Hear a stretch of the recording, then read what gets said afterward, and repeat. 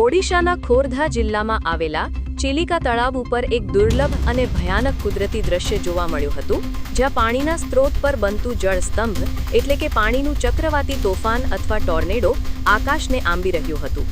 પવન અને પાણીના આ ગગનચુંબી વમળને જોઈને તળાવની મુલાકાતે આવેલા સેંકડો પ્રવાસીઓ ચોંકી ઉઠ્યા હતા અને થોડા સમય માટે ગભરાટનો માહોલ ફેલાયો હતો. આ ચક્રવાતી તોફાન, જેને સ્થાનિક રીતે હાથીસૂંઢ પણ કહેવામાં આવે છે, તે એક દુર્લભ ઘટના છે અને તળાવ પર તેનું સ્પષ્ટ દ્રશ્ય અનેક લોકો દ્વારા સોશિયલ મીડિયા પર રેકોર્ડ કરવામાં આવ્યું હતું.